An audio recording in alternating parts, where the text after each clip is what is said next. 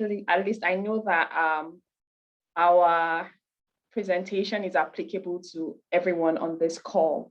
So thank you again for joining this workshop. I've seen some familiar faces that attended the last session I facilitated. And I really do consider it a privilege to talk about my research area. I also recognize the responsibility to make sure that I am communicating systems thinking on these complex issues that we have. I also hope that we find it helpful in gaining perspectives on, environmental, social, and economic issues. I'll also like to thank Todd. He gave me the opportunity to speak. The first workshop we had was in the spring, and we only had one conversation before that. So he had faith that I could do this somehow. I also want to thank the Sustainability Institute and the Center for Teaching Excellence for co-sponsoring the workshop. Sustainability is a very big issue. Is who wants to build the cat, right? And I hope that when we go through the three series that we find this really helpful. So for the 3-part series, I'm focusing on the tools we are going to use for systems thinking to tackle these issues. Okay, so I know it's 9 a.m. in the morning. This semester, I'm teaching 8 a.m. classes, so I always try to do exercises before we start. Let me quickly share my screen, and then we can start the workshop. Okay, so like I said, we are going to start with a brain exercise this morning, and it's a visualization exercise. So it's just to get us thinking. So let's start with so I'm going to ask you to close your eyes, and you're going to visualize 3 scenarios. The visualization part is really important to this exercise. So I really want you to, do the exercise with me. So in 3, 2, 1, let's close our eyes and let's take a deep breath. So imagine it's Sunday afternoon and you are running late for your flight. You rush down to the airport and you enter into the plane. You are the last person to get on the plane. And just as you enter the plane, the doors close and the pilot comes out of the cockpit and says hello to you. You sit down for your plane ride. You enjoy your flight, and then you settle down in your hotel when you get to your destination and go for dinner. At dinner, you enjoy your meal, and you're about to leave, you see a couple right next to you celebrating their anniversary. And then you go to bed after your dinner. The next morning, you go for the conference that you are trying to attend, and the director of engineering is on the stage, just about to give a presentation on the latest technology. Okay, we can open our eyes now. Okay, so I want to ask you 3 questions. When you were thinking about the pilot, was the pilot a Black person? Was the married couple, was it 2 men? And did the director look like me? It's okay if one or all of your answers are no. Because the brain creates images of what is familiar. Okay, and this exercise idea I got from Valerie Alexander. She did a TED talk on how to outsmart your bias. And the things I mentioned in this exercise are really just stereotyped ideas and images that we have in our heads. And when we are confronted with questions about these ideas, we quickly pick what is familiar. like I said, if your answer were all no, it's okay. The first time I did this exercise, my answers were all no. So what I have learned to do is to keep training my brain to think differently from what I am familiar with. It gives me reason to think multiple perspectives. Okay, so I would like to know in the chat, what did you think about the exercise? Were your answers all no? Let me know. Sorry, I went to the next slide.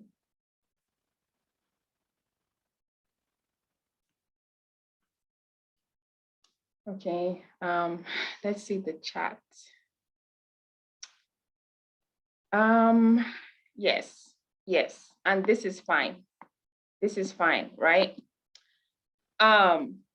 This just goes to show one thing. It goes to show that even when we think we are well-meaning, we have good intentions, right? Our instinctive responses to issues exposes our bias, right?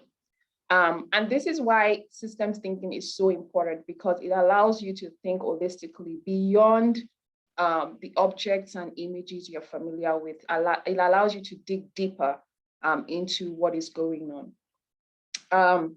I believe that the purpose of this workshop has many advantages, but predominantly, I feel like it should help us improve our level of awareness about issues we have. It should also give us tools we need to do our jobs well. I imagine some of you have had some experience with systems thinking. I don't expect that we all have, but I did create a book list. These are not purely academic, they are easy reads.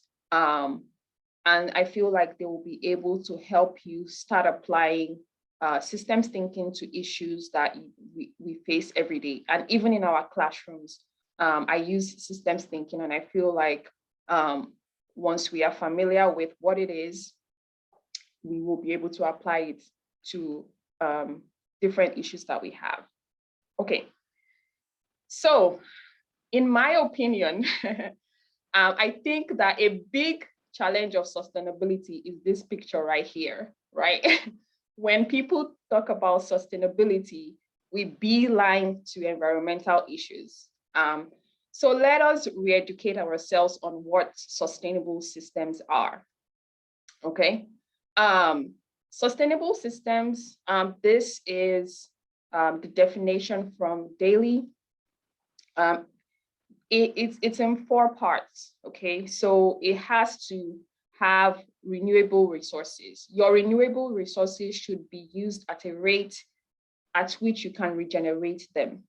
Renewable resources are trees, soils, foods that we eat like fish. So the rate at which we consume them, we should also be able to regenerate them. We have non-renewable resources like fossil fuels, we have gold, and we should also be able to create alternatives to these non-renewable resources at the rate at which we are depleting them, okay? And then the most popular one is the environmental one, which it's, every pollution stream or every emissions can be absorbed, or they should be harmless. And then we have social sustainability and we have economic sustainability, where we have an equitable distribution of resources and a good life for everyone. So if you look at these definitions of sustainability, we realize that we don't have sustainable systems anywhere. We are very far from any of these definitions. So the question I always ask is, can we really be sustainable, or is it a pipe dream? I really want to hear what you think, and so please type them in the chat. What is your estimation of us getting to sustainable systems based on these definitions? Let me look at what we have in the chat.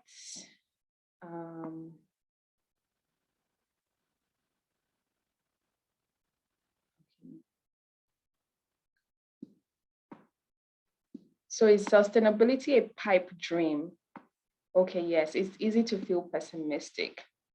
And rightfully so, because we exhibit the same behavior over and over again because of the systems we have designed for ourselves. I have heard arguments from people saying that we can never be sustainable, and some saying we probably will, but it's going to be the future generations, right? um, But I believe that we can be sustainable. We have to think about thoughtful ways to which we can look at these issues and work together to be able to redesign our systems for sustainable living. So let's talk about what systems is. I know, I don't know how many of us are familiar, like I said, with systems thinking. So I like to go over what a system is and what systems thinking is. So a system is a set of interconnected parts. They are interconnected, interacting, and independent. So you have, we call them the three I's. You are supposed to have elements in this system and they're supposed to meet a goal or a function. So if you are working with any system and they don't have a goal, we can consider that a system. And the systems thinking came from the philosophy of general systems theory. And his name is Betalanffy. If you've ever heard of an Austrian biologist, I don't know if there are any biologists here yet. So he saw the interconnections between biological systems and other fields, and that is where systems thinking came from. So for example, he tried to do analogies between different systems. In physics, I'm housed in the physics department, so I teach physics.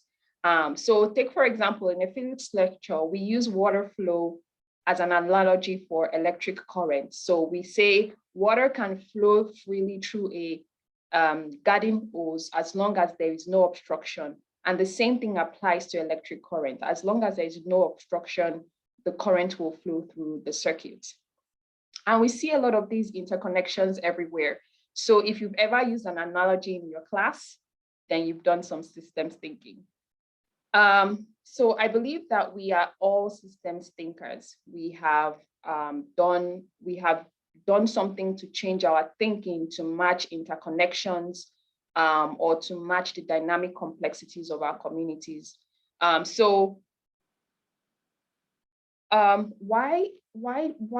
is this important? Oh, I'm sorry, my light went off.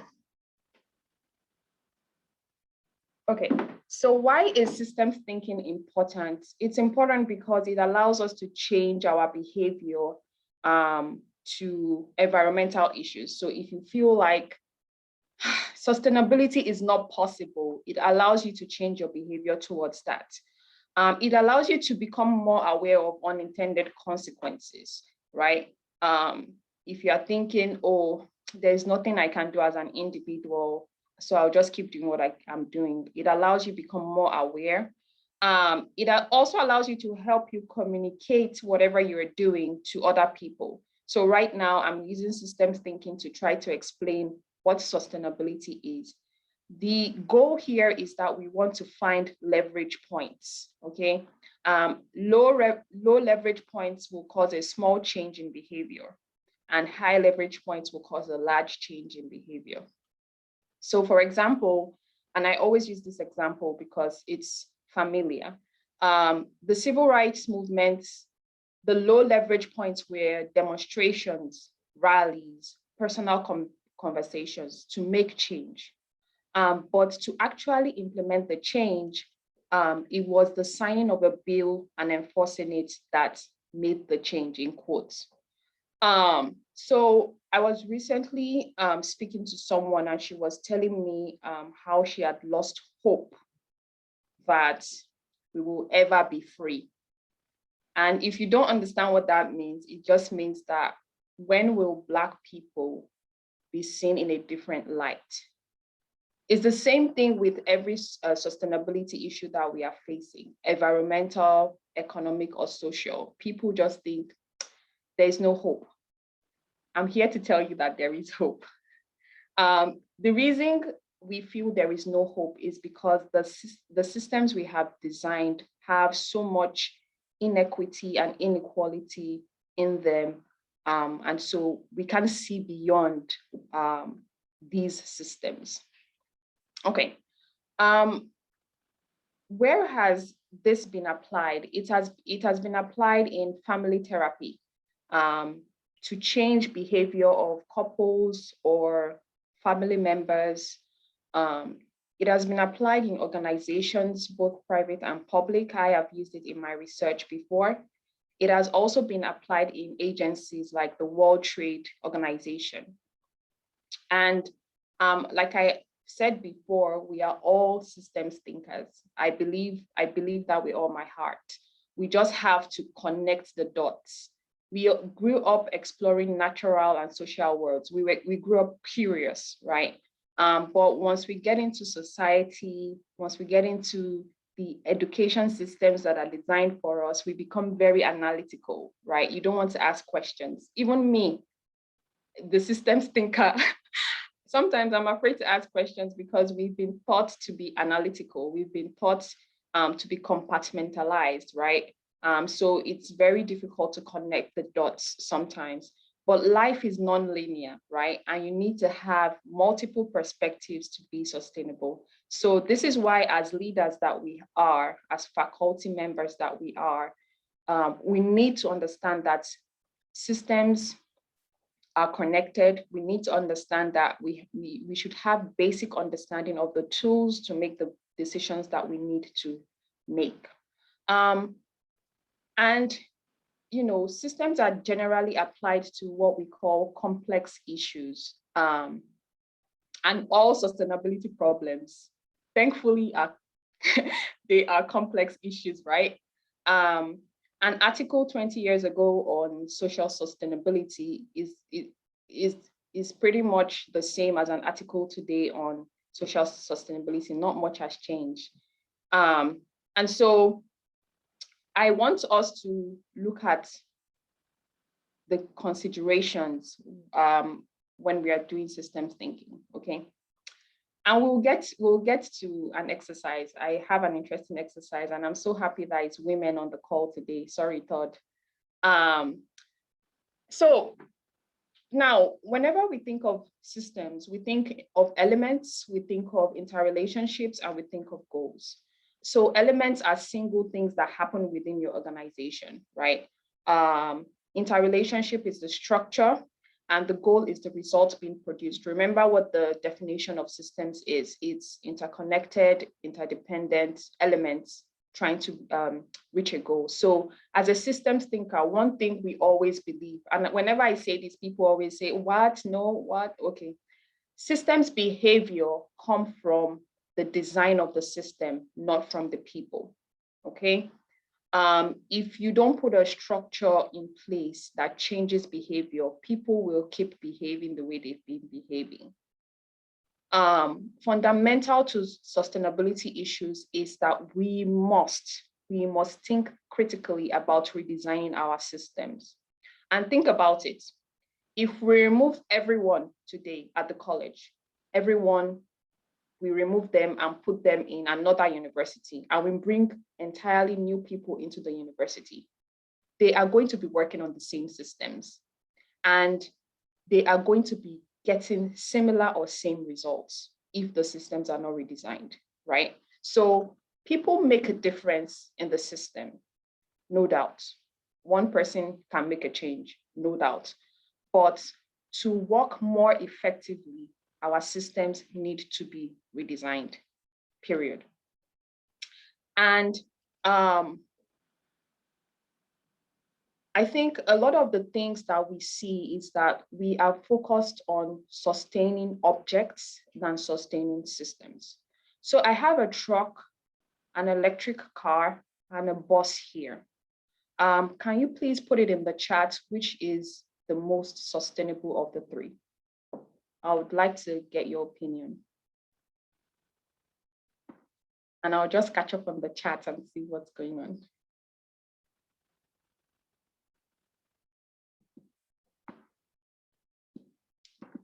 Okay, I see people saying the electric bus. I see people saying bus.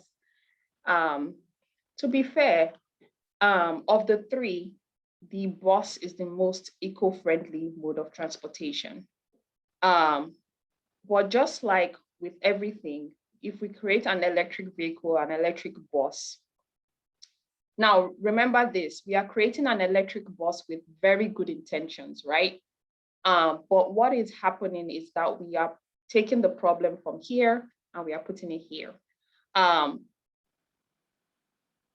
Electric vehicles, they are green, they are good, okay?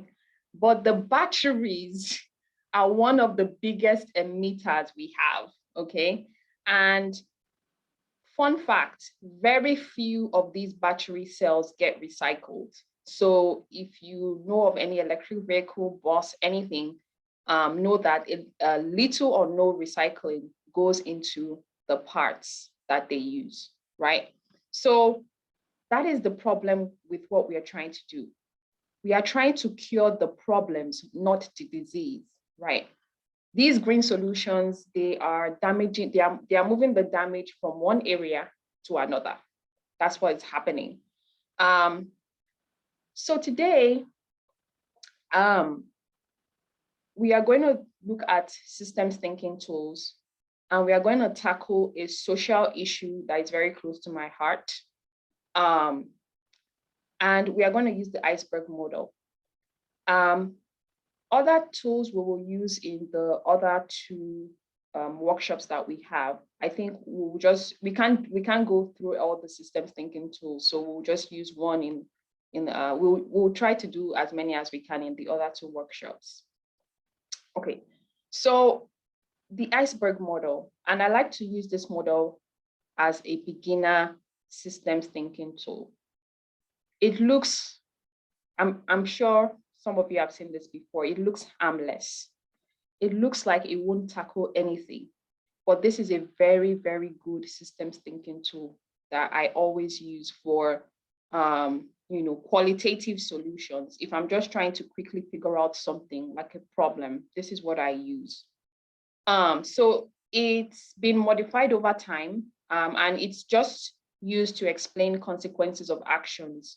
The reason why I also use this model is because it tells you what the system is doing, what is happening in the system.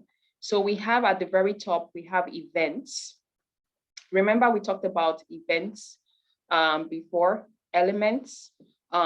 So events are single items that happen within our society. So think of any social sustainability issue that you know of, right? Think of it as a fire. Or it could be any sustainability issue, doesn't have to be social, but think of it as a fire that you need to quench, right? Now, when we look below events, we see patterns. So today's Wednesday, every Wednesday afternoon, there is a fire, right? So those are the patterns, those are behaviors we see regularly. We need to put out the fires, and this happens every Wednesday, right? Those are patterns. When we dig a little deeper, we see the structures. And when we see the structures, why do fire keep happening every Wednesday, right? Maybe people burn trash, right? So people burn trash on Wednesdays. And so we see these fires every Wednesdays, and we need to start putting out these fires. And then we go below that and we see the mental models, right? The mental models are those visual representations that we did. Who are these people burning trash, right? Who are they? Oh, they are just illiterate, they are poor, they need to be reprimanded, and then you start creating those biases in your mind, mental models. And the last bottom is something called vision, okay? And with vision, our plan is that the vision is we have fires every Wednesdays. These are from illiterate people, and we need a response team to deploy resources to putting out the fires. If this is the case, we will keep putting out fires for the rest of our lives because we are not attacking what the problem is really. So this is the exercise I want us to do. If you've read the news lately,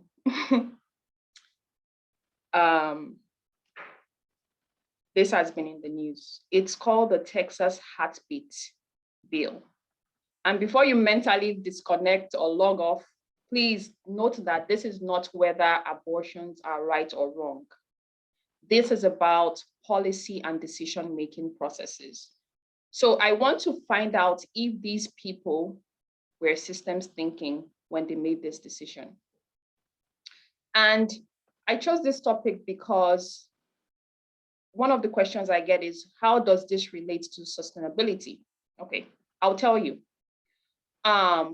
Based on the sustainability goals, the MDGs that we have, we know that the environment is increasingly threatened. We know we have fragile economic policies, and we know we have social inequality, like access.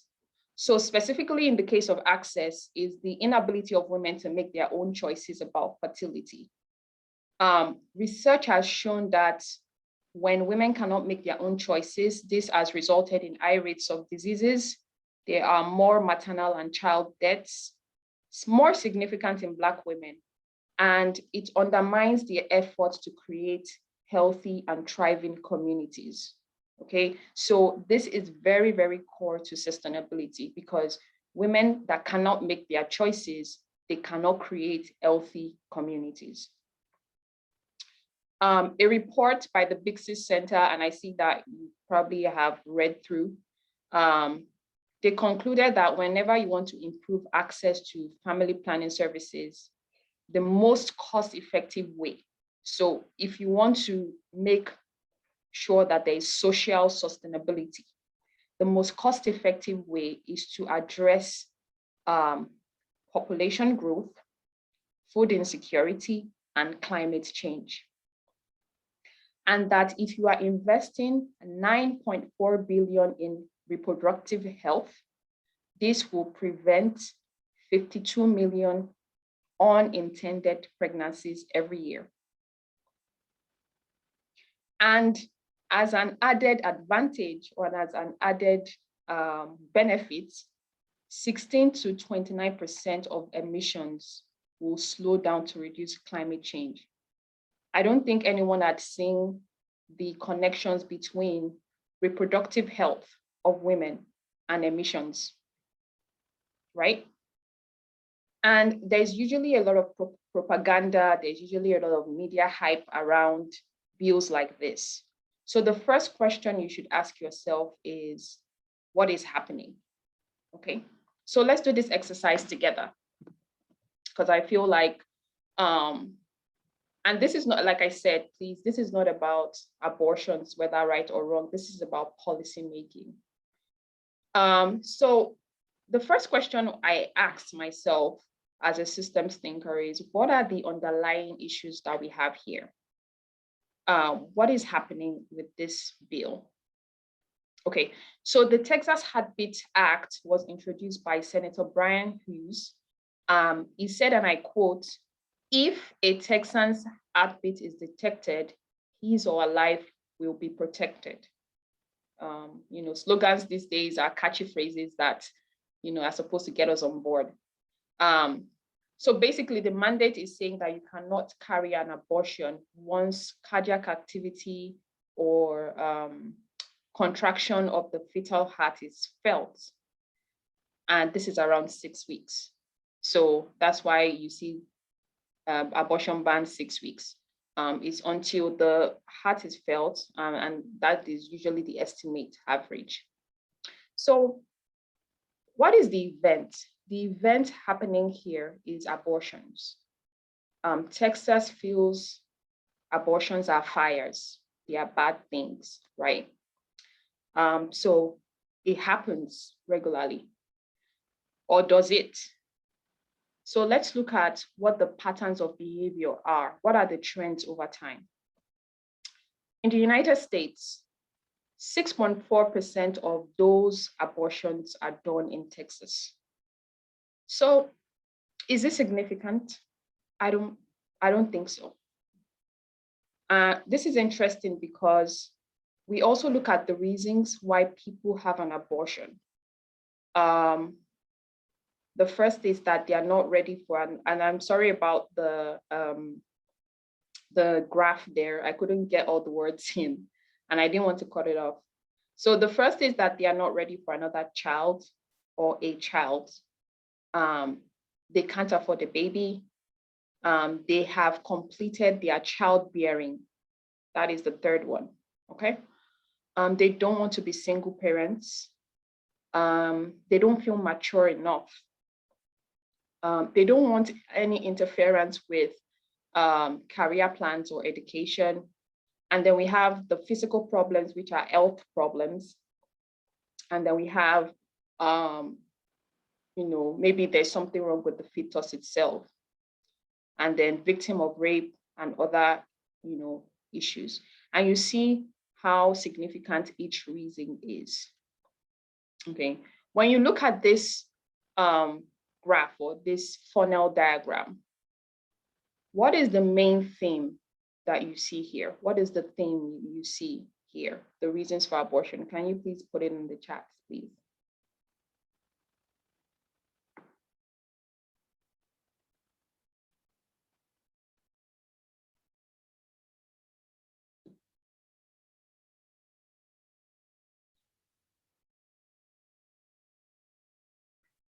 What is the main theme? What theme do you find with the reasons for these things?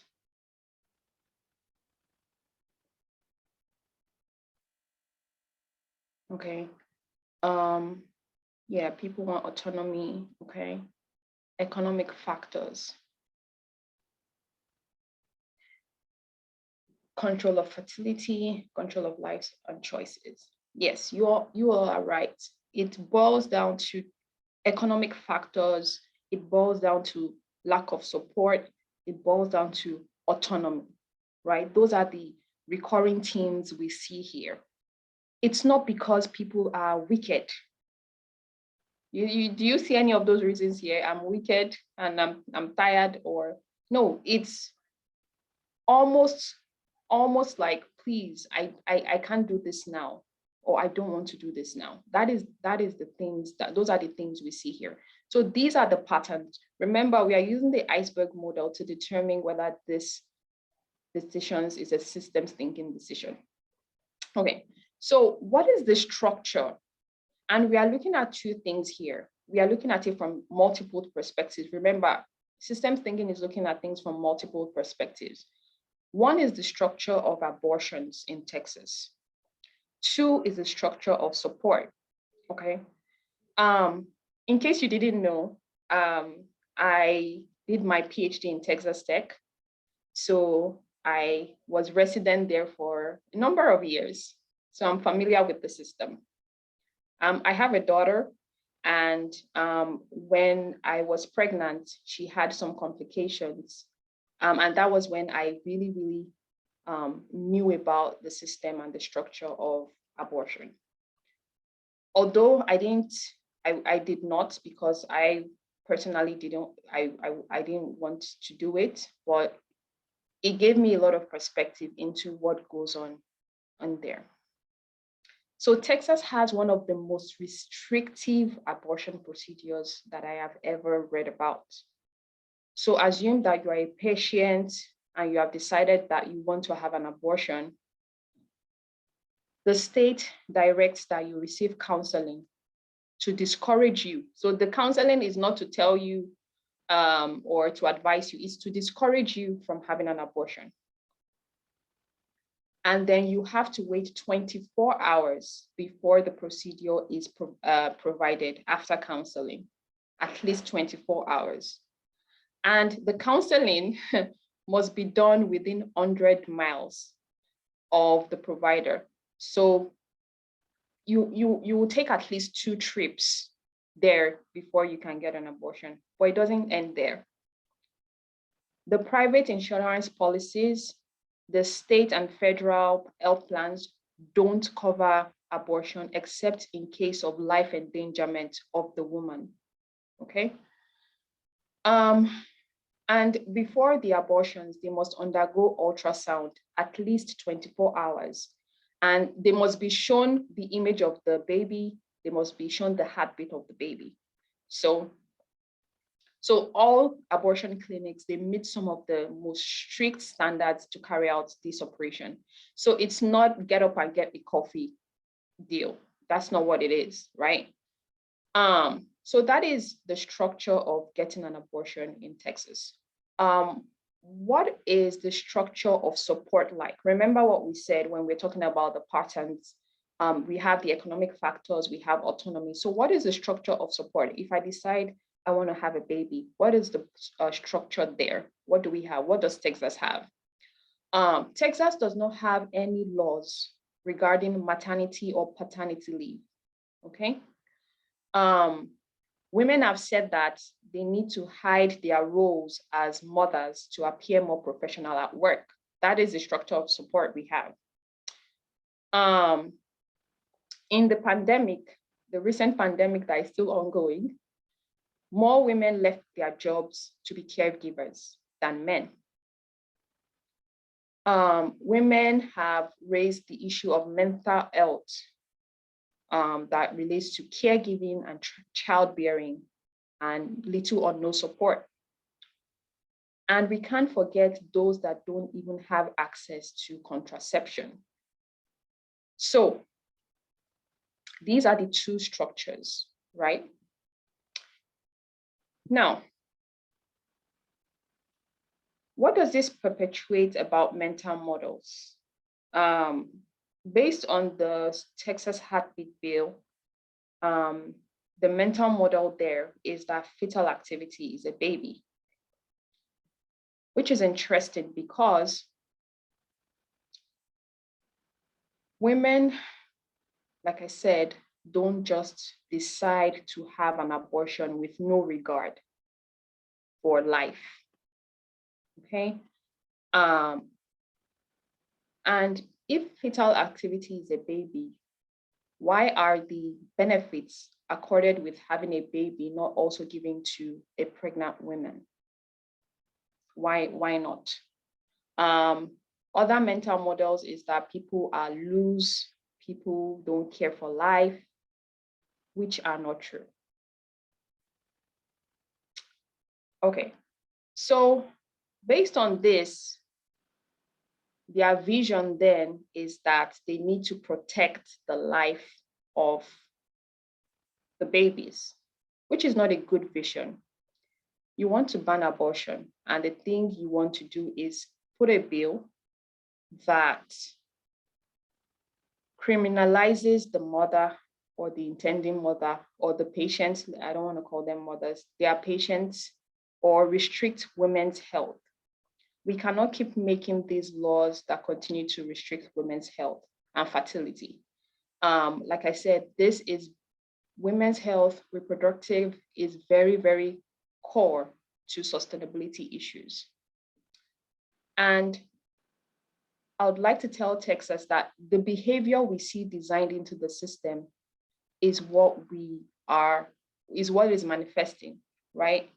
If we are being supportive of women, if we are helping women, we will see less of the behavior. So what they have done with this bill is that they have pushed the damage from one place to another. Likely things that will happen. Remember we did this, sustainable objects. They are trying to sustain the objects and not the system. What are the likely things that will happen? What do you think with this law? What are the likely things that are going to happen? This is not the first time, there's a ban on abortion in the community. What do you think? And you can help me put that in the chat.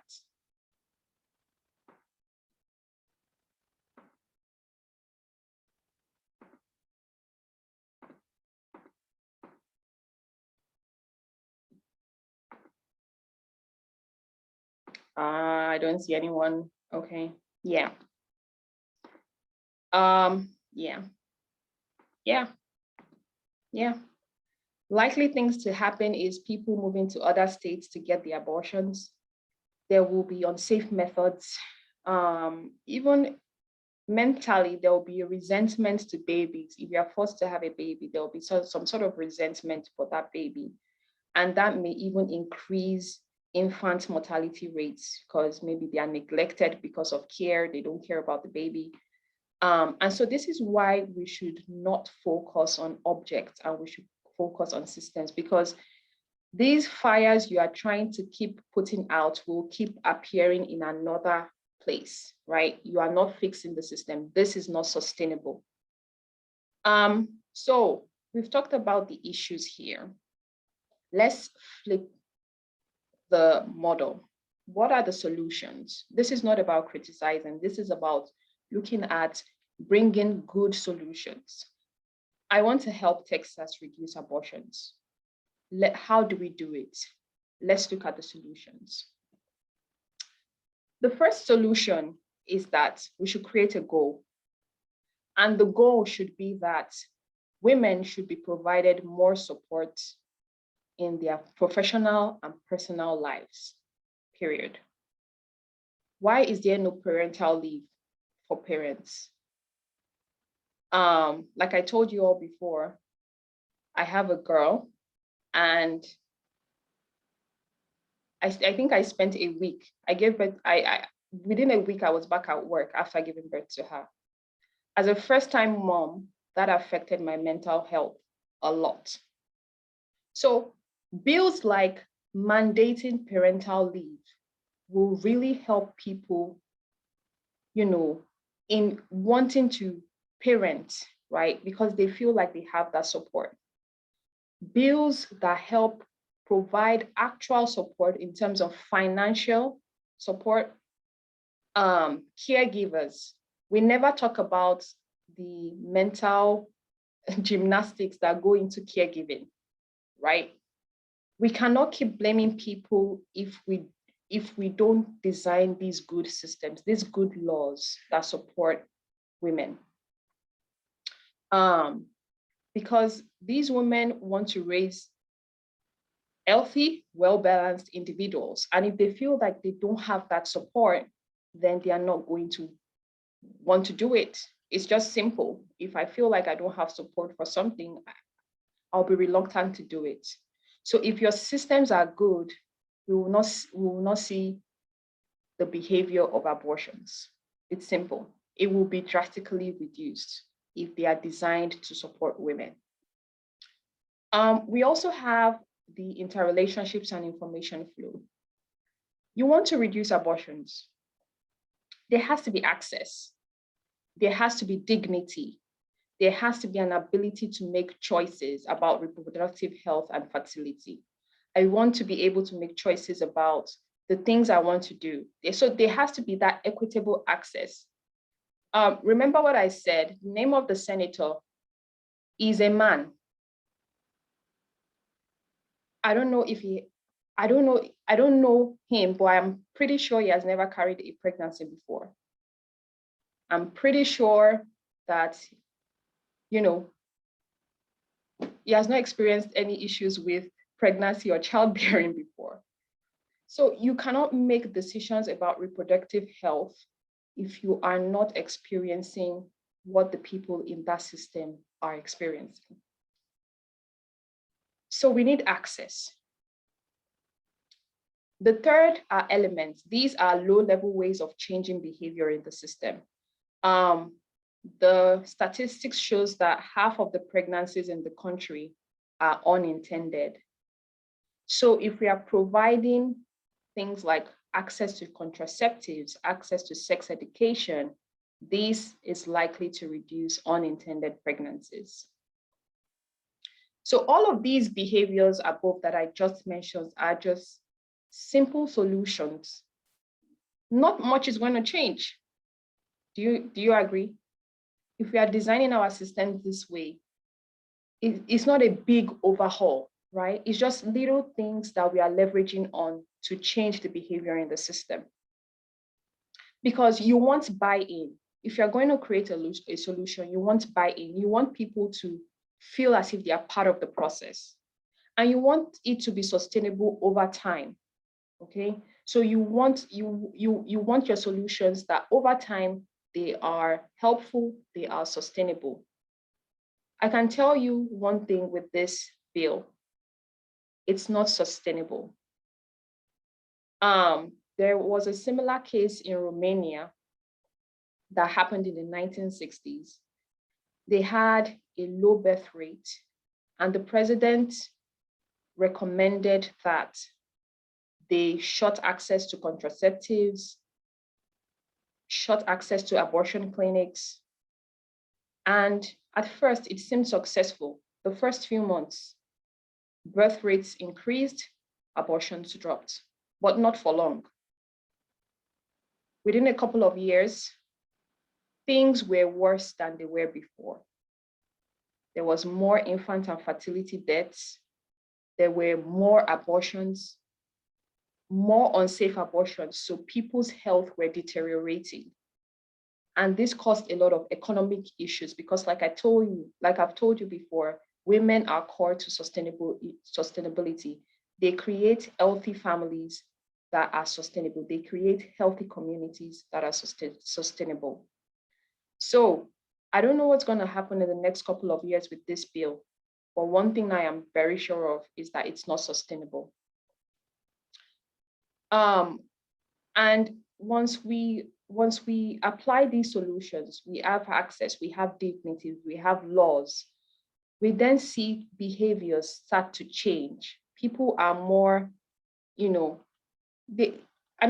everyone needs support one way or the other. So we want that to reflect in the things that we do. Okay. I'm going to open it up for questions. If anyone